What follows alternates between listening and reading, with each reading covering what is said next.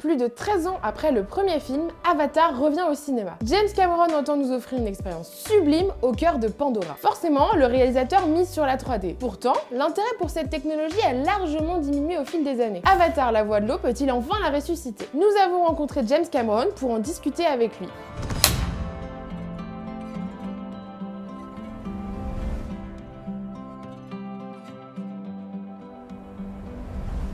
It's a really interesting question.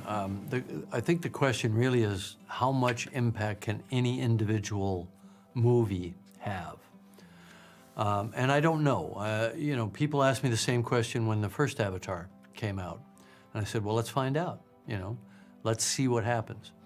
What I know is that we got flooded by letters and communication from people all over the world that were working in environmental causes, that were working in indigenous causes, because I see the indigenous people as the real keepers of the sacred trust with nature, right? That we need to learn from.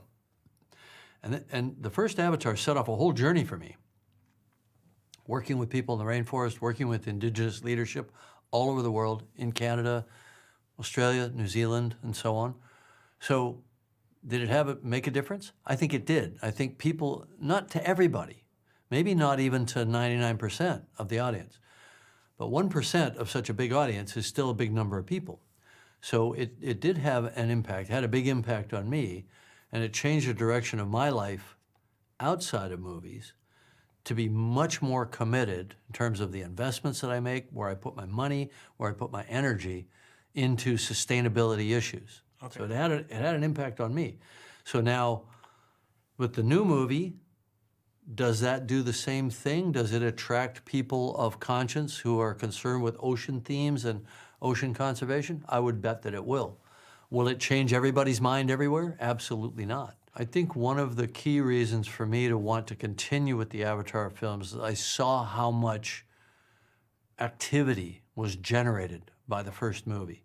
So I thought, oh, these movies can make some kind of a difference. The challenge for me is to make sure that I keep it entertainment first and not preachy. Because if you get preachy, people don't go, right? But if you can keep that balance of it being artistic, being beautiful, being emotional, and then, oh, by the way, there's this other stuff going on in the movie that reminds us of what our big challenge is as the human race, okay, fine. If I can continue to do that, then that's attractive to me.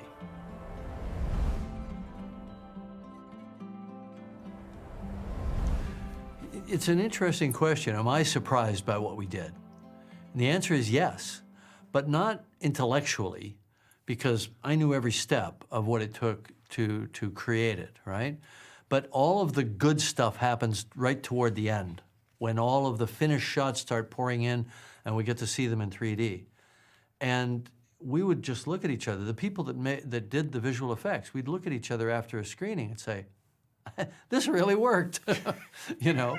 So it's fun, you know, it's fun to challenge ourselves to do something, to go beyond, and then see that it works. Now, I also knew none of that makes it a great movie.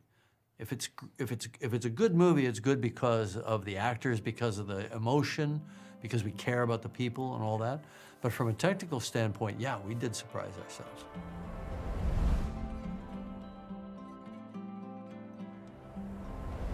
Yeah, it didn't really happen, but I mean, I think we have to put it in perspective.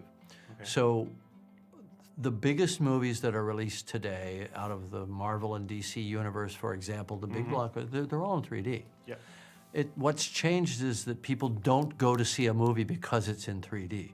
They go to see a movie because of all the other things they care about.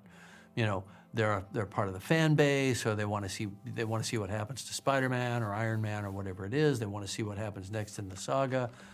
And then they make a choice as a consumer. I prefer it in 2D. I prefer it in 3D. So, you know, to me, it's just found its correct level, you know. I think in the early days back in the, let's say the 50s, people would go to see a movie because it was in color. Well, we don't go to see a movie because it's in color these days. So it found its right level.